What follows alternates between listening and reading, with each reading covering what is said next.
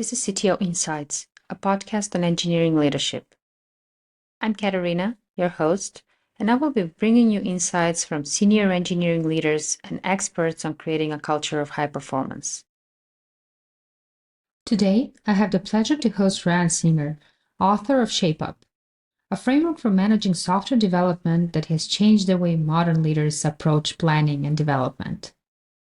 Ryan was part of the founding team of Basecamp and deeply influenced the early software as a service industry.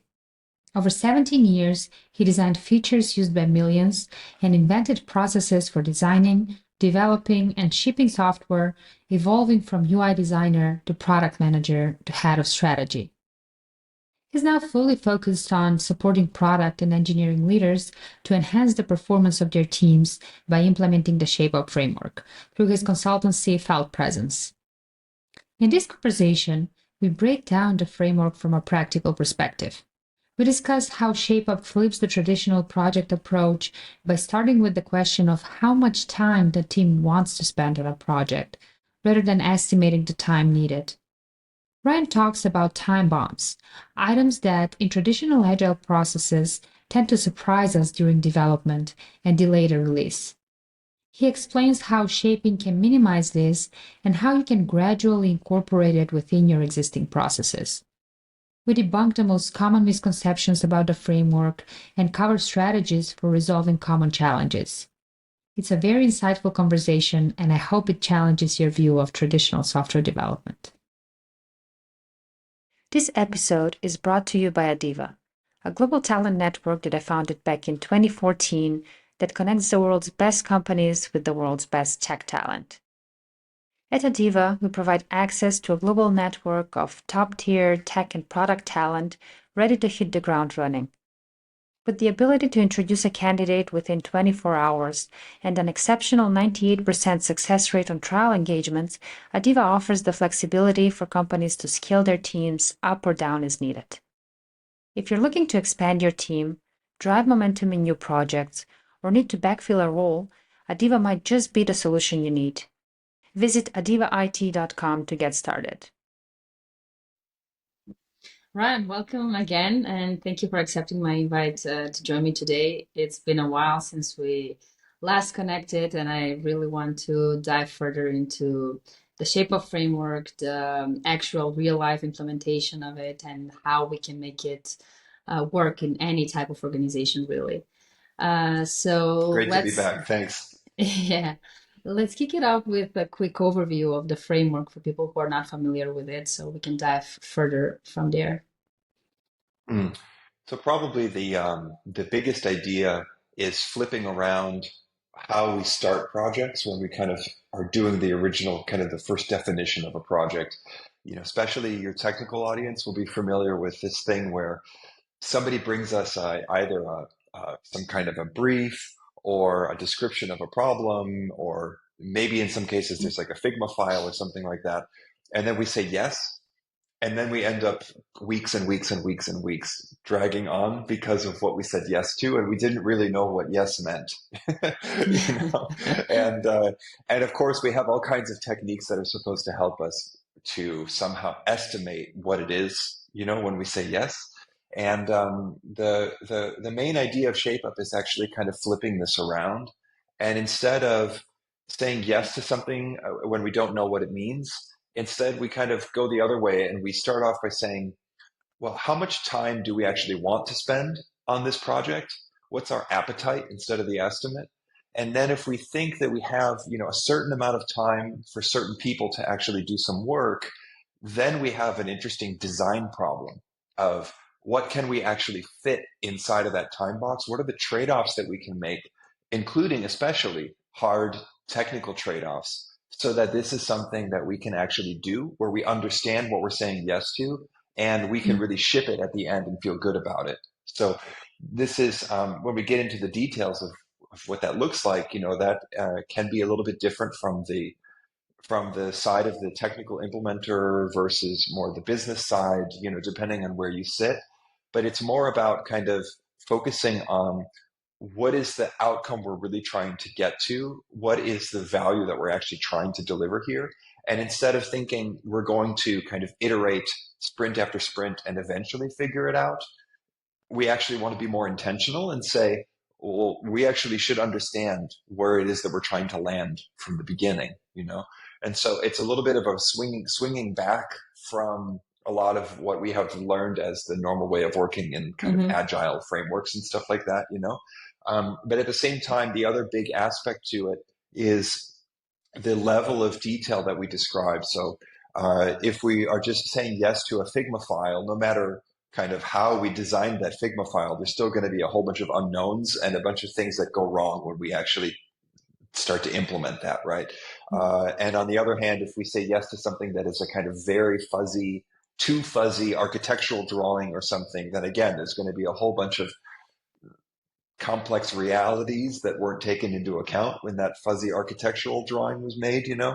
So there's Hmm. also this, we call it latitude of shaping, where we have the major pieces that we understand need to be there for the solution to work, and still giving that latitude, that freedom to make decisions about the final form of things along the way, you know? So we're not stuck in that waterfall trap, but we are much more clear about what it is that we're saying yes to and what we're going to be shipping and delivering at the end of a fixed box of time.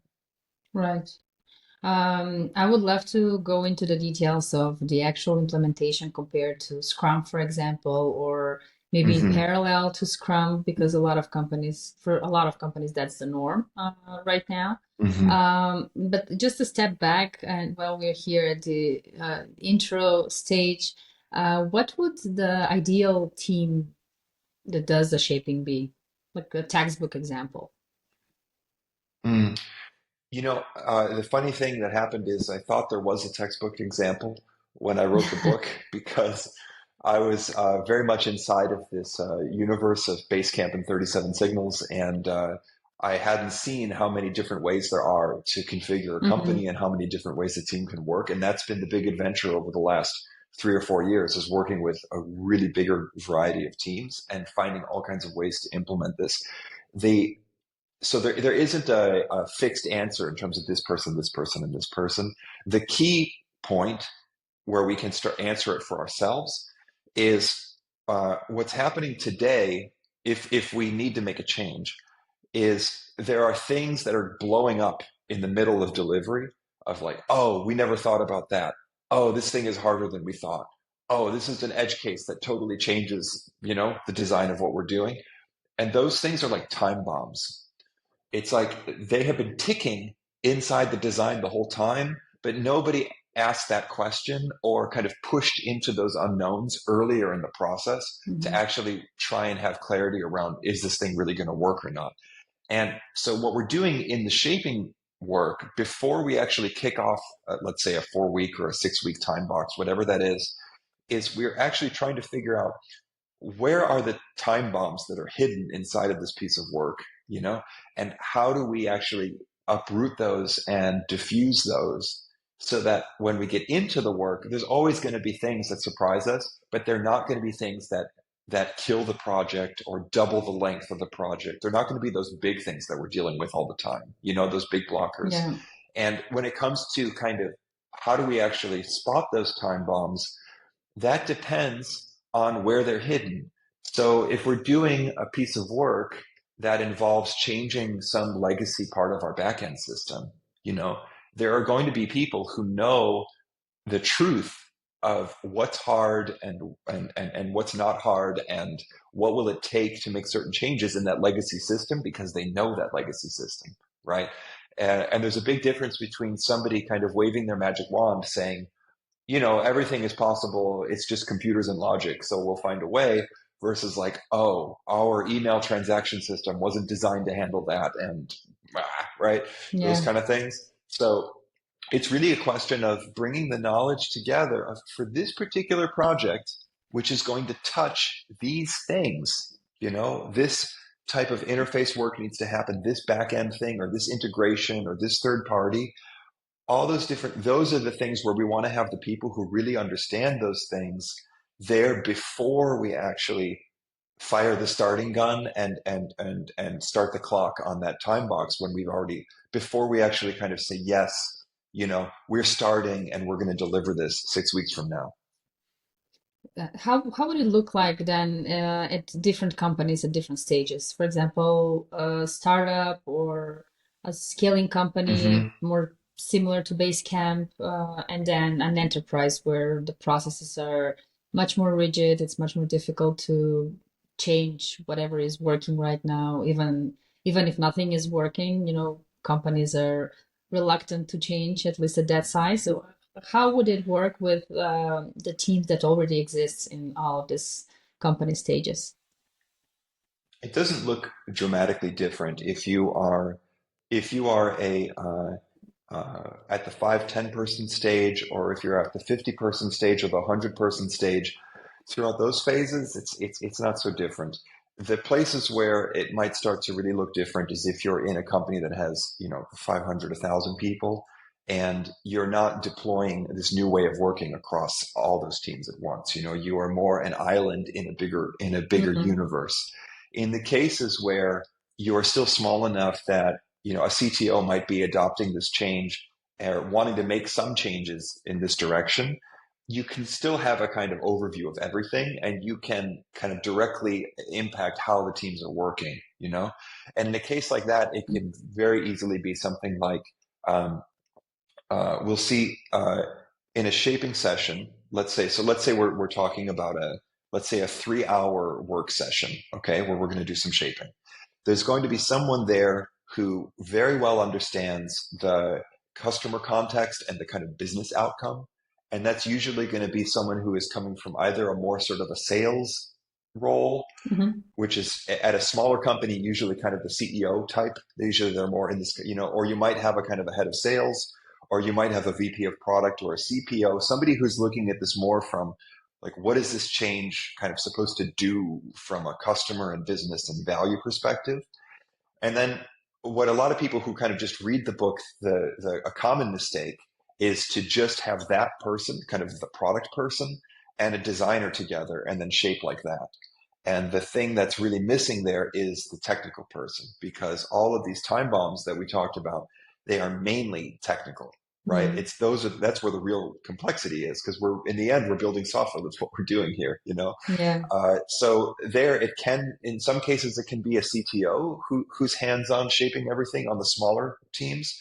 We'll often see a CTO who is a little bit more involved in kind of bigger architectural decisions. And then on a project by project basis, you might have more of a kind of a VP of engineering, or kind of the most senior person on the team, or that kind of a thing. Basically, the Mhm. more kind of experienced technical person will be there to play that technical role. And the main But place where this, it can look different is then if you're in a much, much bigger company and you have a kind of an isolated team doing this, then you just kind of imagine that you're wherever you hit the ceiling of authority in that little corner of the company, then you have kind of the person who's most accountable to the business side of it, the person who's most accountable to the technical side, kind of figuring out who those people are mm, and then working together to make those trade-offs. the technical person should still be hands-on, right? To understand the code and whatever implications the new design might have on the old implementation. Yeah, a good example of kind of what it means to be hands-on there would be, if we're talking about, let's say we're talking about making a change in an onboarding flow, and it's really easy for the product person to say, "Oh, we're just going to make this change to how we move from step 2 to step 3 because we have this idea to improve activation." And what you would like the technical person to be able to do is not only say, "Yeah, sounds good, sounds like it should be okay." Mm. You would like them to be able to actually open up the code and say, "Oh, when you say we're going to change step 2 of onboarding, did you know that step 2 is actually 4 different states depending on which partner the customer is integrated on? You know, and on these states, we don't have the data that you think we have to do that change or whatever, right?" So to actually know how how the existing system actually works, it would be that level of hands-on. If it does depend, and this is one of those places where, again, like it's hard to say, here's the simple answer. Different teams are doing different types of work. If the type of work you're doing, just to simplify it, let's say that on one extreme, it's like you're making WordPress websites over and over again.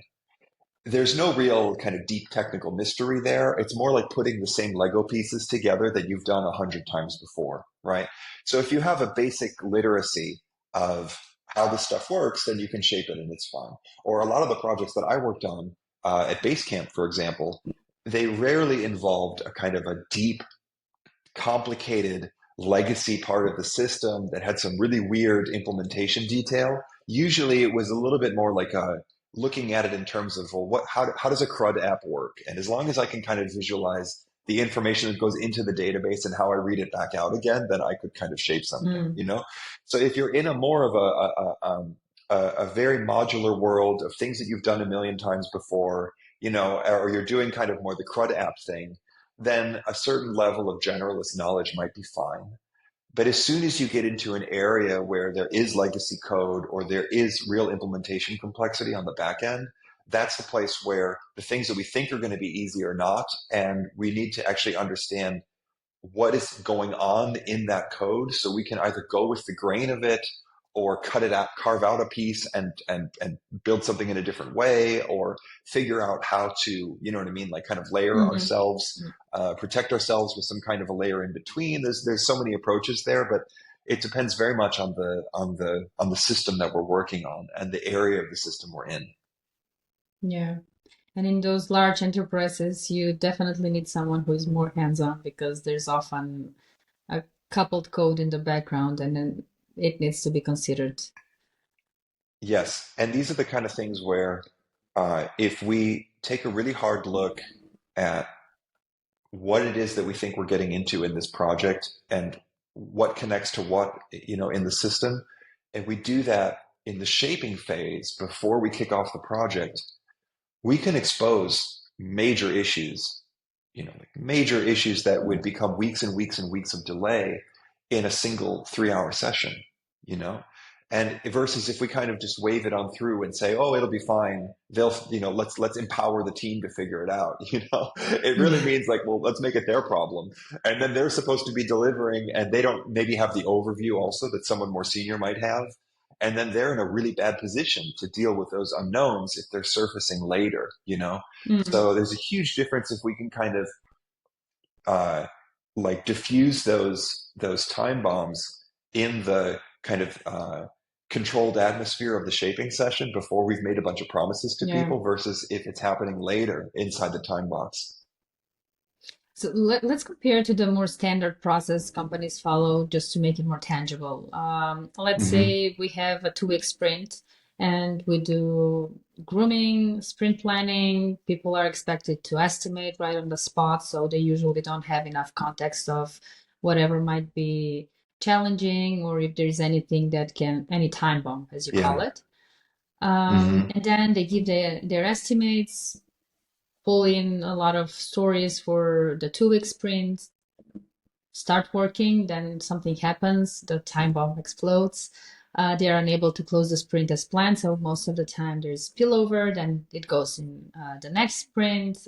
Managers are Hmm. annoyed because nothing can be properly estimated and planned, and it's kind of like a vicious circle. Uh, Yes. in, in many cases, so I there are exceptions, of course, but in many cases, just it doesn't work by the book. How would this work using shaping, and also like how can teams implement the shape up framework within their existing processes with minimal adjustment to the current process? Let's say we're using sprints right now. We have the standard ceremonies and everything. How can we include shaping without overwhelming the team, without doing it like changing the whole process and then potentially Hmm. introducing additional delays because of that, or reluctance with managers because too many things are changing all at once? Um, Sure. yeah. Yeah. So let's see how to take that apart. There's a lot of really good questions altogether in there. Um, And of course, you described the situation really well. It's it's usually, you know, when a team is in the middle of sprinting on something, it's really really hard to answer. well, where are we in the bigger picture? I can tell you, I'm working on this ticket, and I Mhm. just finished that ticket. The place where it becomes a challenge, uh, and when people actually start to look for some kind of other way, is when leadership feels like they can't get an answer, you know, of like, Mhm. well, yeah, but what is this all adding up to, right? You can have 50 tickets, but what does it mean, you know? And then, of course, it's hard when you are on the contributing side. If you're building and you just have a little slice of this one ticket and you don't know actually how it connects to everything else, you don't have the context you need to make intelligent choices and to use your judgment to figure out the best way to build this thing also, right? And this is why I often use this picture of the paper shredder. It's Mhm. like you took, even if it was the most well designed concept in the world, it's like when you break it into tickets and then just assign the tickets, it's like you shredded that concept into pieces. And now everybody is only seeing their little piece, and it's really hard to kind of see the whole, right? But the whole is actually where the value gets delivered and where we all it's when the whole comes together that we actually clink our glasses and say, Yeah. we did it. This is shipping. We did a good job. That's how you get to quality. It's actually the cracks between the tickets where a lot of trouble happens. Because if we could just define every ticket as a perfect Lego and they all fit together, then this would be great. This would be fine and we wouldn't be experiencing difficulties. The thing is that there's interdependence between all those tickets, right? Because they were part of a bigger idea of how this is all going to add up. So what you'll often see is uh, working. And then there's a moment when it's kind of all supposed to come together. And at the last moment, you realize it's not what we thought. It's not what we Mhm. expected. We didn't get there, right? So that's because of that disconnect where all the individual pieces, they don't actually add up to a whole, right? Yeah. So the difference, we can actually attack this in different stages. We don't have to throw out our entire process. We don't have to throw everything out at once. There are actually quite a few teams who start to make gradual steps of bringing in kind of one tool at a time to try and improve the situation, especially if you have folks who are in larger organizations where there's kind of maybe an organization wide expectation that there should be some kind of this like scrum structure, Mhm. but you in your island of a team think, okay, but how can I get better results while still sort of conforming to the bigger expectations that are there? And here, even the first thing we can simply do is if we have those deeper, if we look deeper into the work in the shaping phase, if it's not just taking stuff from product and design and then all the technical realities are blowing up in our faces in the grooming session, already, of course, we are in a much better situation because it's easier to deal with the paper shredded concept if the concept made sense in the first place, if it really held together and we knew what it was. So, so on the one side, it is possible to make a lot of progress by doing better shaping where we bring the technical and the design people together before we start off. That can help. Uh, the place where we really start to see a jump is actually at the moment when a cycle starts. So usually what happens is, as you described in that kind of grooming session, there's a lot of kind of looking at things one by one, you know, Mhm. and there isn't this clarity of what is the bigger thing that we're doing. If we have a shaped concept, and then instead of having a kind of this like grooming session where we're just pulling things from a backlog or kind of looking at it on a ticket basis, we can actually do a different kind of kickoff process where instead of like kind of a one-way thing of here's the work and just asking any questions and how long is it going to take, we can actually do this exercise. A lot of teams that I work with are doing this now where they take the shaped concept, which is a can sometimes be a written brief. Sometimes it might be kind of a cleaned up mural board of the shaping work that happened. There's different formats that can look like, but this work that was shaped is somehow kind of presented as a whole. This is the thing that we're trying to accomplish.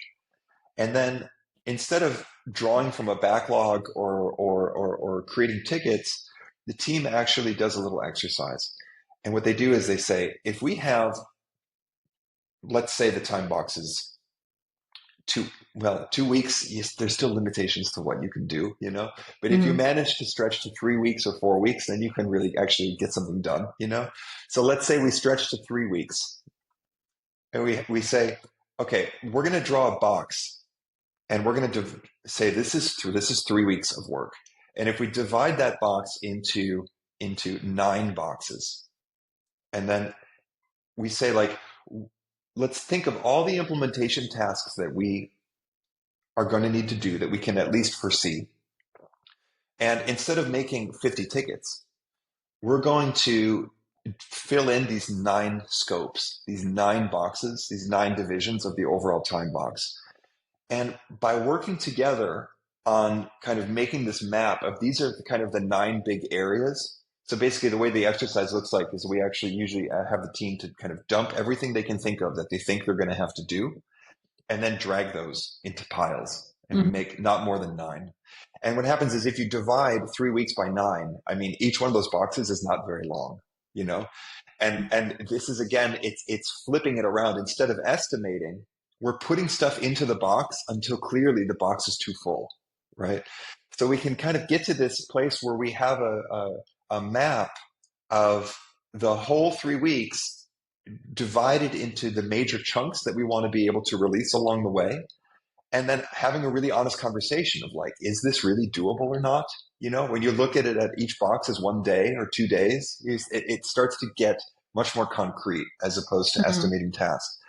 The other thing that's really interesting about this exercise is the builders are the ones who do it. So whoever did the prep work, if they were different people, of the shaping and everything like that, creating that concept, we give that to the folks who are responsible for implementation and say, can you fill this out? So the builders, based on their knowledge, kind of populate these 9 boxes. And then we ask them to do 2 further things. And this all just happens in one kind of work session on day 0. Mm-hmm. Uh, Out of those 9 boxes, we ask them to flag any boxes that are something you've never done before, something that seems risky to you, something that's more unfamiliar than the other things. And you have to flag something. Okay. And then based on what you flagged, out of these 9 boxes, what are the things that you would mark number 1, number 2, and number 3? And this is very, very helpful. This is one exercise that's happening in like less than half of a day on when the project first starts. And one of the things that gets solved by doing that is normally, teams, they kind of start with the things that they know. And then those unknowns, whatever time bombs we didn't manage to Mm-hmm. catch, they blow up at the end. But because we divided the work and we're looking at the whole thing, and then they're flagging the areas where there are unknowns to them, the builders, right? And then Yeah. we ask them to actually sequence the flagged things earlier. So don't work on the easy things and then leave those Mm-hmm. flagged things to the end. Let's put the flagged things first, right? And of course, it's a little bit more uncomfortable to start day 1, 2, and 3 of the cycle working on the hard thing. But that's what you want to do, right? Is Yeah. work on the hard thing first. And what that means is usually what happens is just by doing that exercise, it it brings so many things to the surface that would have come up in week 1, week 2, week 3, that often there's a little bit of a change in direction, even right there, you know. Mm-hmm. The other thing that can happen is because it's a two-way conversation that's much more concrete about what the work really is. We're not pulling tickets. We are kind of generating the work.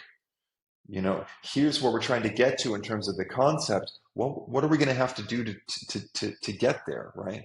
And then what can happen is a lot of back and forth can happen there also between senior and junior of, oh, we actually have a library for that thing already.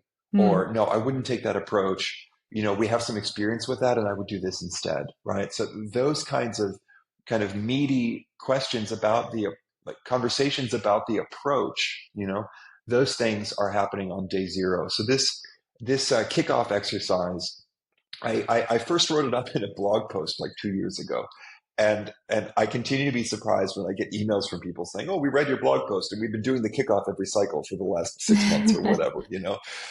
So I can give you a link to that old blog post, and it's probably time for an update. But it's something that we've been teaching a lot of teams, and that's something that every team can do because everybody has a kickoff moment. You Mm, know, and whether or not you need to then, if in order to conform with the expectations you have to go create some tickets in Jira after you finish the exercise, then okay, right? But yeah. that's a very different way to get there, and you're going to have uh, the people who are doing the work are going to have more of a sense of how those tickets actually fit together because they created them as a whole as part of one implementation Mm. plan for that time box. Um, Now I will try to unpack all of it in several follow-up questions. Okay. A lot of amazing insights there. So one thing, it sounds much more doable because even for us, I mean, we're a small team at Tadeva. We wanted to implement ShapeUp ever since I first heard of it. But Hmm. somehow, even with the small team as it is, we have our existing processes. We managed to get to a Yes. point where everyone is comfortable and everything. And I can imagine if it is hard for us to change something, how hard it might be for large companies where, a lot of bureaucracy maybe and rigid processes and things that don't allow the change. So this kickoff process is very easy way to lean into it, and then yes, maybe translate everything into Jira and follow the rest of the process. It only changes the way you kick it off. What if you don't put it in Jira and you have a mixed team of, let's say, seniors and juniors, people that are more self-driven and able to work with more, uh, vague guidelines, let's say it like that, Mm-hmm. for the work they need to deliver, versus people who need more guidance, who need more structure to start working. How do you manage that if you don't if you don't combine shape up with traditional tickets? Sure. Yeah, good question. First of all, I just want to say that to your point about changing process, nobody who has a process wants to change their process, because you can't just turn the world off and redo how you do everything, There's work to be done. Like nobody wants to change their process.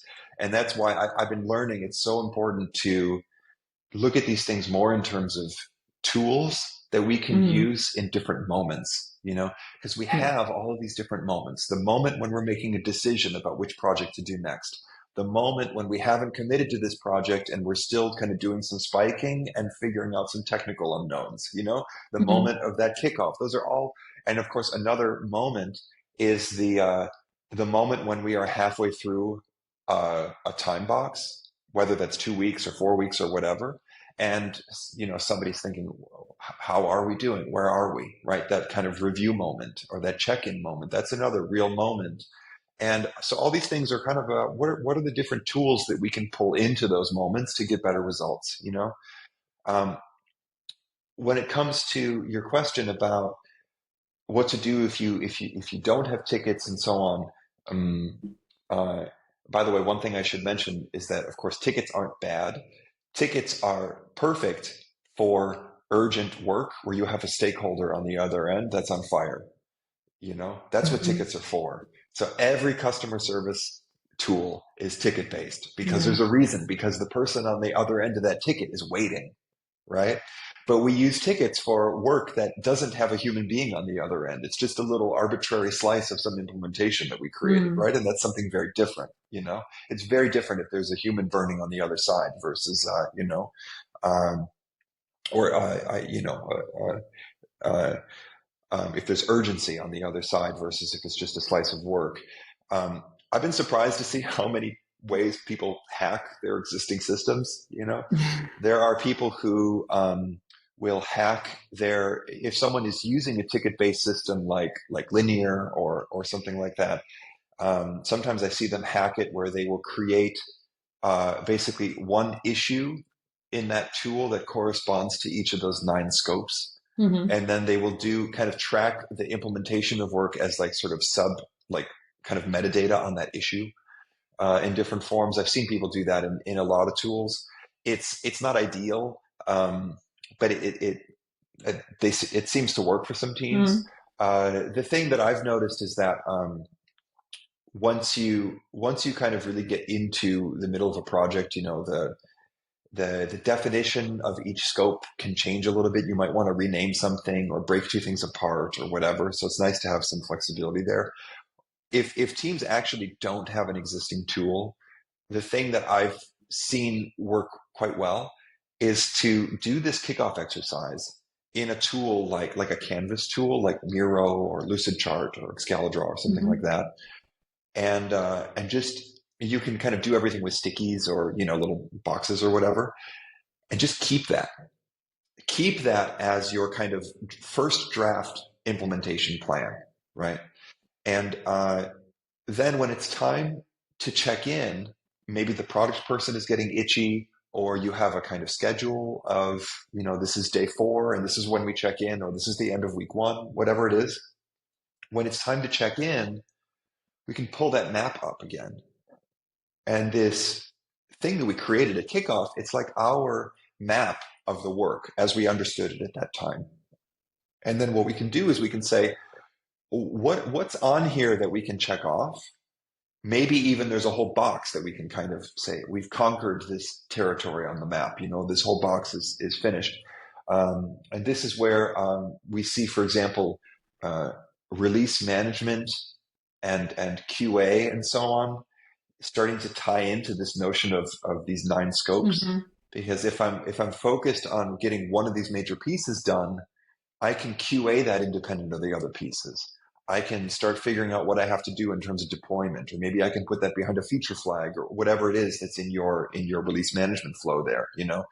So so it's possible to kind of to continue with a Miro board. I think we are in need of proper tooling to really do this you know in a way which is fitting to the spirit, but Mm-hmm. that's what it's like with new things.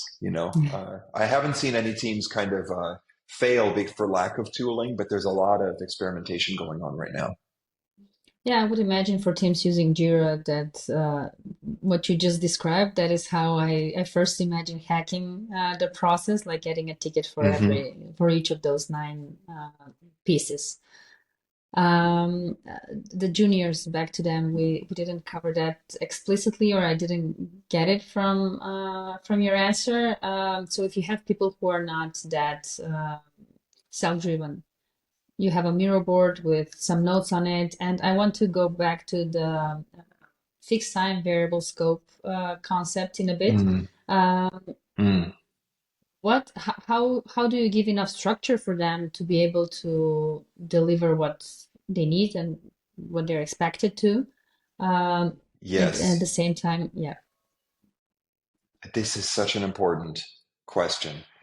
This is the other big missing ingredient in the book that turns out to be so important in when you're doing this stuff in real life. Um, so there's two things. First of all, we talk a lot about fixed time variable scope in the shape up world, and the book talks about fixed time variable scope. The place where this is kind of misunderstood is that uh, most of the varying of the scope to fit the time needs to happen before kickoff. If you say fixed time variable scope, but you give people a giant thing that they're supposed to build in terms of the outcome sales is expecting or whatever, right? And then they still only have this much time, then what are they going to do? They can't Yeah. just cut off half of it, and no one's going to be happy. So the most of that work of varying the scope, this is really when we talk about what's the appetite, how much time are we actually investing here as a business, and then given that that's our investment, what can we do, right? That's really where that varying of scope happens. Yeah. Now, that doesn't Most mean is the keyword, right? most because we still need to be Mo, able thank to. you. That's exactly because we're not going to go back to the bad old days of the '90s where we had a specification this thick, right? Mm, And so that's where we use the word latitude to describe what's left, the freedom to figure out kind of exactly how, you know. And the thing that's really important there, so the first thing is that the majority of the fixed time variable scope, most of the success is baked into the shaping. That's where most of those big trade-offs happen. Um, and then, but if we just give all the work, here it is all spelled out, and we give that to a senior engineer, then they don't want that. They want to be challenged. They want to solve problems. They want to be creative, right? And also, we're not going to get the best outcome that way either. On the other hand, if we give a bunch of freedom to a junior person, they're just going to struggle. yeah, And worse than that, they're not going to raise their hand and say, I don't know how to do this. They're going to hide, and we're only going to find out when time is running out that they didn't know how to do that thing. So the thing that's really helpful here is so this second type of variable scope, which is kind of the freedom that's there inside of the mhm, cycle. We call this the latitude. And the latitude in what we shape is actually we should think of it like a dial. It's not like there's one way that you should shape, and this is, the level of detail that should be there, or this is what the tasks should look like, when they're spelled out in the scopes or whatever. If if we're giving the work to someone who's more junior, then we can actually dial the latitude down, and what we give them as what we've shaped is like, make sure that when you change the database schema that you actually do the join in this way. Do you know what I mean? Or you do the yeah, the association in this way, versus you would never say that to someone who's more experienced, right. right? So we're Is that making a judgment call about how much we need to spell out actually at the when we do that shaping, and we kind of bring that work to the team for kickoff. So then the work that we would expect to see inside of those 9 boxes, if it's a very senior team, it might be a little bit more sketchy and just mhm. referring to, something that we've roughly defined.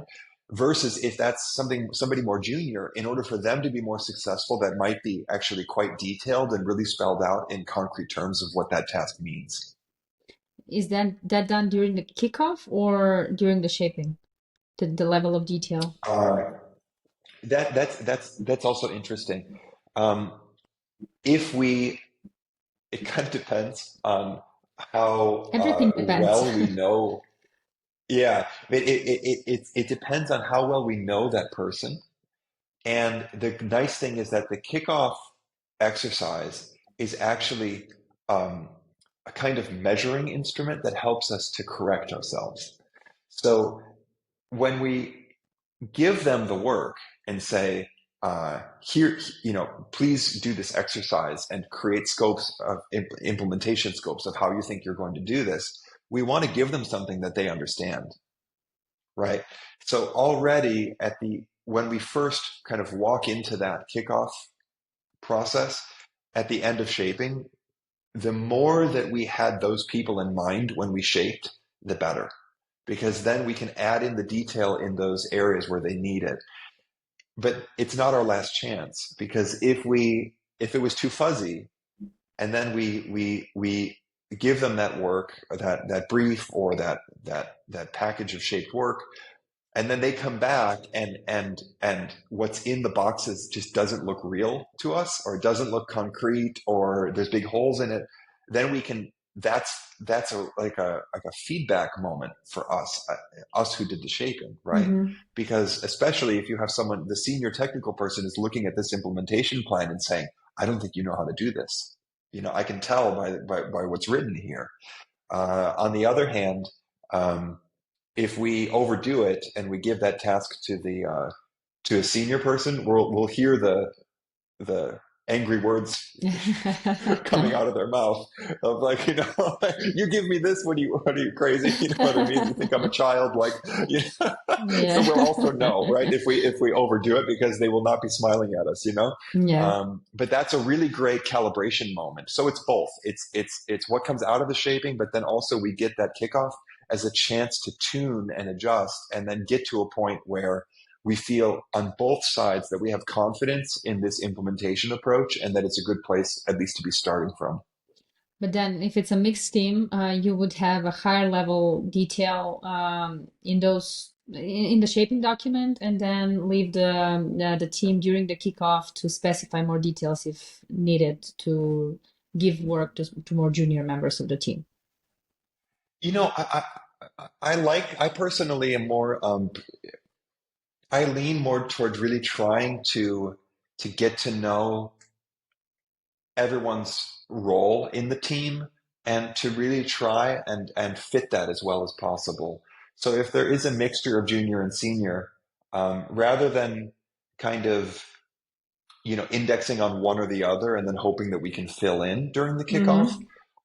I would really like to have more clarity in terms of like, okay, so there's a senior and a junior person here. Is the senior person the person who's going to be more responsible for the kind of back end piece of this? Is the Mm-hmm. junior person on the front end? Is this thing trivial on the front end and more hard on the back end? Do you know what I mean? That's a Yeah. different situation versus if this thing, my senior person is a back end person, and the easy part is the back end part. Do you know what I mean? And it has some really complex uh, Mm-hmm. uh, uh, interaction, front end stuff, you know? So Yeah. I would really like to I kind of have this mantra, which is look at the work, look at the work. We often try to define our processes kind of solely in terms of when I'm at this step, you know, this is what I do, or if I have a person with this title, this is what I do. But so much of it actually depends on like in this project, this is the kind of work that has to happen, which means that this kind of expertise has to be there. So how do we match the people and the latitude and you know what I mean? All the prep, Yeah. how do we match all those things so that it matches this unique piece of work that we're trying to do? Yeah, makes sense. So my misconception is that variable scope can also change during kickoff, but I guess you shouldn't let too much of a change either during that phase because there there should be a senior technical person involved who can predict all of that and not leave it to chance. You know, I think that that's a good. I like looking at it that way. That we are doing our best at each step to catch all the things that could blow up later. Of course, there's always going to be things that we can't foresee. There's always going to be complications, and there's no kind of perfect system. The place where we want to get to, though, is it is possible, because I've seen it on team after team after team. It is possible to get to a place where 80% of the time we really deliver what we said we were going to deliver and when we said it. That's a reality. That's a great And promise. for a lot of teams, it's not like that, but it is possible to get into that world. It's not going to be like that if you are doing the complete science project and you're inventing some Hmm. deep tech thing that has never been done before. But I mean, most of us, there are so many people out there building software today, right? Because there are so many kind of normal everyday things that need to get built in companies all over the Yeah. place. And most of us are not kind of inventing the new groundbreaking, um, AI foundation model or something like that. We are kind of wiring together stuff that other people invented in order to solve a business problem. Mm. And for that kind of work, for sure, we as professionals can get to a place where we say, we know what to look for. We know what kind of thing to be solving at which step of our process, and we consistently, repeatedly deliver. That's really possible. Nice. I like that. 80% should be a huge motivation for team to at least try the concept. Yeah. um, one more question around the kickoff, not the kickoff, the planning, and then we can go further to the other aspects of the framework. So Hmm. we talk about the Figma file and the design, the traditional Yeah. approach where you get that file and then start implementation without challenging it at all.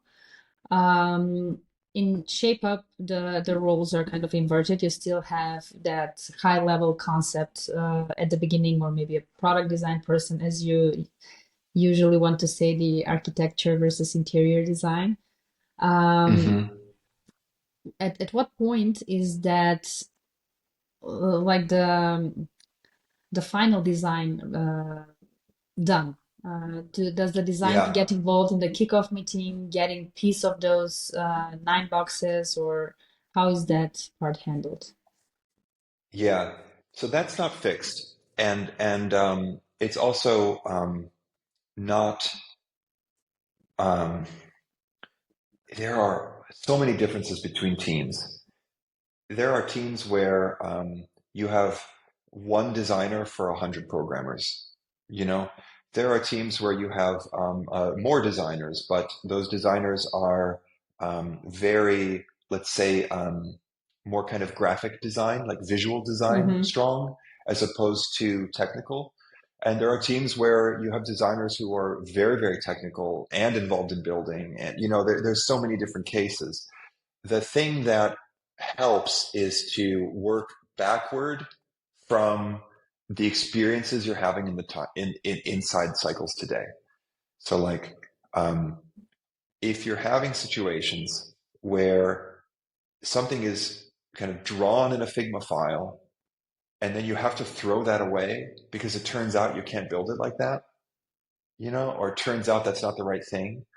That's not something that we want. And so throwing away work that that was a big time investment. Like when designers make Figma files, they really work.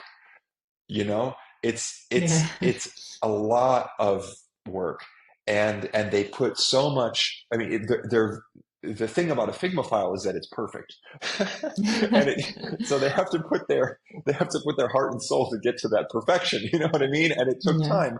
And then if you are really pouring your heart and energy into something and then throwing it away, something's wrong. You know. So this is a kind of a classic sign that something happened in the wrong sequence. Like you mentioned this architecture versus interior design thing. Mm-hmm. If if um, if the wall is in the right place and I'm just not sure about what the right color is, then we're not going to have a crisis. You know, but if I put something in a place where there's no way that the pipes are going to be able to reach or the electrical isn't there or whatever, then we really have a problem. So it's a matter of in each case looking at what are the things that we need to know are true, and then how do those things constrain the steps that come after. So there can be cases where a team is working in a kind of shape up inspired way, where they are doing more work up front on kind of what is this thing, and then they're giving the team responsibility to to kind of own the whole thing the way that we talked about and deliver that thing in a fixed time. And there are teams where they will deliver Figma files at kickoff. And if you kind of just read the book, you would say, "Oh, that's not shape up. You're supposed to be doing fat marker sketches or something like that." But the thing is, the question is, what work happened before that Figma file? Mm-hmm. Right? And how much confidence do they have that is actually going to be buildable, and when it comes out the other end, that people are going to be satisfied with it. Now, of course, there are certain things like it's really hard to really know what feels good until you actually build it and use it. So there's always a danger of doing a lot of Figma up front that it's not going to be kind of the best possible thing. But there's a big difference between having a Figma file that's viable, that is consistent with all of our libraries, that also takes into account all the different technical factors, and in the end, it works the way that we wanted it to do. Yeah. Um, one thing that I think we're starting to see that is making this problem a lot easier to manage is the proliferation of, um, there's two things. There's something that is called design systems, where there's a lot of Mm-hmm. designers who are interested in, they're not just focused on like a particular project design, but it's more like giving the team all the right building pieces to make something that looks reasonable. To the extent that you have a design system, it takes pressure away from having that pixel perfect design at kickoff, because you can be more confident that as you kind of assemble pieces together during the time box, that they're at least going to kind of match and look nice Mm-hmm. together, you know? Yeah. And that's, I think we're already starting to see more and more that this is a big benefit. And the other reason I think why this is taking off is because we see more and more um, kind of design systems that are, how to say, I mean, things like Tailwind, Mm-hmm. which is actually like it's actually like a design system, but it's also the technical, it's giving you the technical ability to implement that Right. faster too, you know? Right. And there's a more and more of these appearing, these things where I have building blocks that look nice, and we've done some kind of, yeah, we've done some work to give ourselves the right building blocks, and that's taking more of this pressure away to somehow have it all perfect up front. Mm-hmm. And in any case, the last thing just to add about this is uh, there's also the version where we get something working, it does what it needs to do, we're sure that it kind of functionally hits the right notes, and especially if the programmers really outnumber the designers, it it can be possible to kind of involve the designers in a bookend way, where they are there in the shaping to make sure that we don't kind of create an architectural approach that's going to be a bad experience, but they're not specifying the paint color and all the little Mm-hmm. details. And then they can be there again at the end to actually do a round of kind of interior design and style and polish to elevate all that raw functionality to a place where it's really beautiful. Right. And that can be really, really nice, because if if you're styling something that's already built, actually you can work in a way where the designer, you know, puts 3 hours, 4 hours into something, gives it to a technical person, and already the next day it's live, and Mm-hmm. it's a really satisfying thing, you know, Yeah. to just constantly make things more beautiful and to see the results of your work. And it's the opposite of what we talked about before. Instead of the work getting thrown away, it's like every bit of energy that you put in, you're seeing it come out the other side Mm. as results, and that's really nice. So there's a mixture of all these different things depending on your setup. Nice.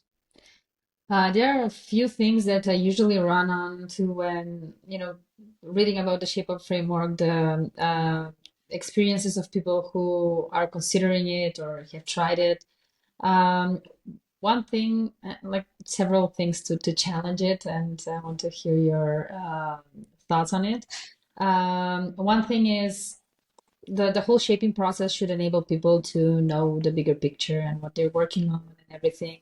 But it's only focusing on those 6 weeks or 4 weeks, however we set the time frame.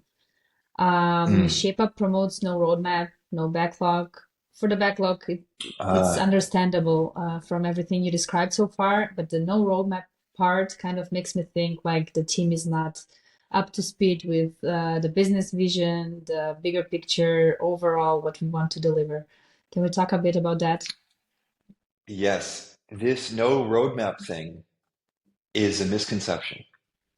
Ah, okay. I even checked the book recently. I said, did I write that? And I didn't find it. It doesn't actually say no roadmap. We talk about no backlog, but a backlog is a very different thing. A Yeah. backlog is where you have, you know, a million things that you talked about once and you didn't do, and now somehow you should live with those things forever. That's something different. Of course, of course, anybody who's building anything big has to have a strategic view of what are we doing over the next quarter or 6 months or a year. And it was no different at Basecamp. Of course, like it wasn't the case that um, we started building a new product like, hey, and that Jason and David didn't know that they might be working on this for a year, Okay. right? There was a strategic decision made at a level above the level of individual projects, that like this is where we want to focus our time and energy, and this is where we want to kind of spend. We're gonna invest in this, Hmm. and of course they.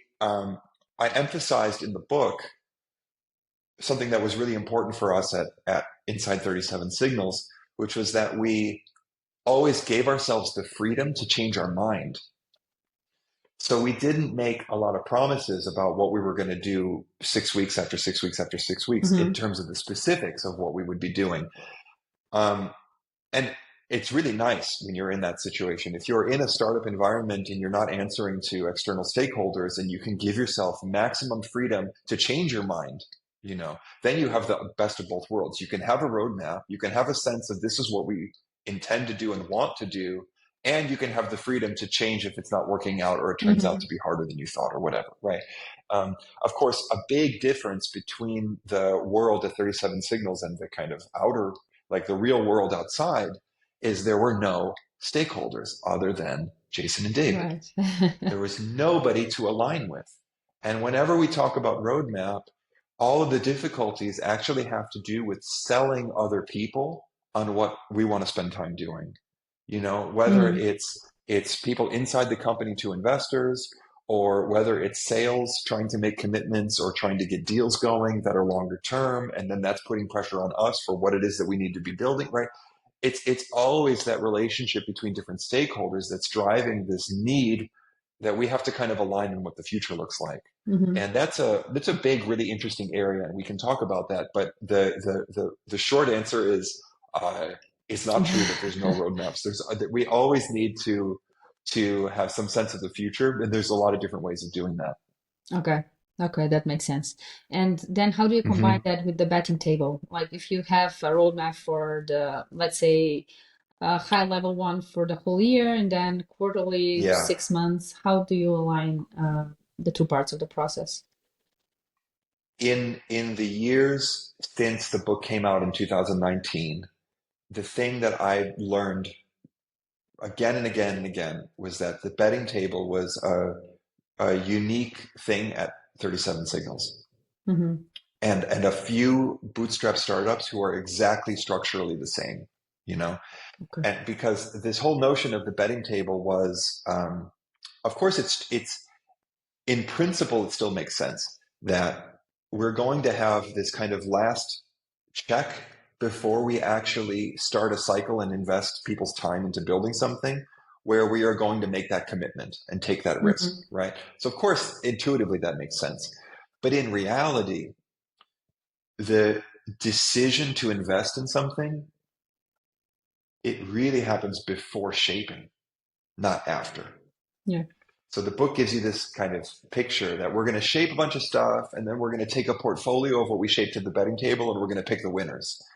But most companies don't have the luxury to actually shape multiple options. It's Hmm. usually really hard to get one thing well shaped because you have to get the most senior people together, for some focused time together Yeah. to do that.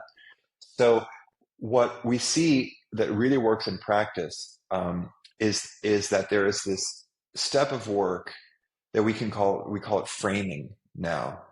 And if you think of shaping is like, what is the technical solution that we're going to go build? Framing is, what is the problem? What is the opportunity? Why are we doing this now instead of something else? It's all the kind of business rationale around a Hmm. project and also the constraints and stuff like that. And so, actually, this framing thing, it was always happening at 37 Signals, but it was just implicit. There was such a organic, Hmm. natural communication happening, at a leadership level, that like I wasn't shaping something that Jason would say, "You're crazy. We're not going to do that." You know what I mean? Like I Yeah. already had it was already kind of blessed if I was working on it, or I thought it was. So what we see is that there's this step of identifying opportunities or problems that are the most pressing, or kind of figuring out this is where we think we want to invest time. And that's the framing work. And then when a project is framed, you can think of it like an empty box, but it just has the boundaries. This much time, this problem, it's about this thing. Then the next kind of escalation in terms of investment is to bring that into shaping and say, okay, Hmm. can we really come up with a viable approach? And then if we get to the end of shaping and we still feel like this is a real thing and the world around us hasn't shifted and it's still the highest priority, then we can put that final stamp on it and say, okay, we're going to go kick off and we're going to actually go build this thing. Okay. It all comes very well together now. One thing we didn't It's it's talk. it's, it's been a learning process. Yeah. One thing we didn't mention that I wanted to talk a bit about, just briefly, the cool down period, the things that you are not supposed to distract the team with, because that's also part of the Mm. shape up framework. If you started working on something big, you shouldn't be distracted, and that's it's a great concept. But on the other side, you have a lot of urgent things coming your way, and you're not always Yes, able to do that for full 6 weeks. yes. Um, so the principle here is if we're going to shape for a time box, we would like to think that the time inside of that box is just for this project. So that's kind of the principle, and then it's logical, right? Because how Yeah. can I kind of shape it to fit if I don't know what that time actually is, right? Um, Now, what that time actually is, how we carve out that box, that can happen in a lot of different ways. So, for example, we could say that we are in an environment where there are unavoidable interruptions happening every day. So, we're going to define a time box as half days for this many weeks. And half of the day is going to be dealing with other issues, and half the day is going to be doing this. Hmm. In practice, that would be pretty unpleasant to be context shifting every day. Yeah. So what you see, but that's just to illustrate it. But what you see in effect is you see what I'm illustrating is the idea of capacity planning. So what we can say is, okay, either we're going to do a rotation. These people are going to be responsible for kind of on call, and these people are going to be on focused project work. Or if it's the same people, we're going to do focused project work Monday through Wednesday, and Thursday, Friday, we're going to do on call. Or you know what I mean? There's all kinds of different Hmm. ways to design that. The key thing is to take whatever that kind of reactive work is that keeps popping up, to take that as a treat that as something you need to design around. You know, some of it can be reduced because for sure, some percentage of it isn't as urgent as people are treating it, and it can actually go into the maybe later box. But for sure, there are things also that are indeed urgent that you can't say no to. And then you want to kind of figure out what are the sources of those things and how do I reserve capacity to be able to respond to those things. And then if I know what my reserved capacity is, then I can do the math and say, this is the time that I really have to work with on shaped project work. And that's what I'm going to kind of shape into and design for. Right. Okay. Makes a lot more sense than the like the 6 weeks after dedicated to bug fixes and urgent tickets and stuff like that, because I know that a lot of companies wouldn't have the flexibility to do that. But Well, yeah. this is the thing too, is that there are a lot of bugs that are not urgent, and there are sometimes bugs that are urgent, and there's a big difference between them. And the thing is, if so, what I was talking about until now was all those urgent kind. Mm-hmm. At the same time, if we don't figure out how to actually reserve time for the non-urgent bugs, just the things that are broken, but they Mm-hmm. kind of just keep living there, we will eventually get to a place where the team is unhappy, Yeah. Good point. because nobody likes to work with gross stuff that they're not proud of, that has a lot of things that they're unhappy with. Mm. So it can be that we actually invest a cycle into bug fixing, but we can do it strategically, where we Right. say we know that we don't have to do this for any kind of outside stakeholder. We don't have to do this because something is like on fire, but we want to do this because the team morale is going to be better if we do this for them from time to Mm, time, and that can be important. yeah, and technical debt as well, because that's something that often affects the performance of the team long term. Hmm. Hmm. As always, time speaking with you flies, so I could take this for another hour, but we don't have the time, unfortunately. What would you wrap up with? Well, I would just say thanks for your questions because I mean these gaps between the theory and the reality are exactly the things that everybody is dealing with. And I would advertise the course that we're offering. It's called Shaping in Real Life, and it's all about this. It's kind of the 2.0, which is all about kind of how to do this when you are when you're not in the place where all this was created, but when you are in the real world that we're all in. That's where we are kind of teaching this stuff. And I'd also invite anyone who's interested to reach out to me on LinkedIn. I love kind of hearing people's experiences and questions and stuff like that. It's really interesting to hear how all this is evolving and how people are trying to adopt things. And then I could also say maybe we can. I'll give you a link to this kickoff exercise post, and Mhm. maybe people can find their way to that if they'd like to see that. Yeah, any resources you'd like to share, just send them to me and I will share them with everyone who listens to this podcast. Cool. Yeah. Thanks a lot. Fantastic questions. Really nice to spend time with you. Yeah, thank you too, Ryan. As always, it's a pleasure.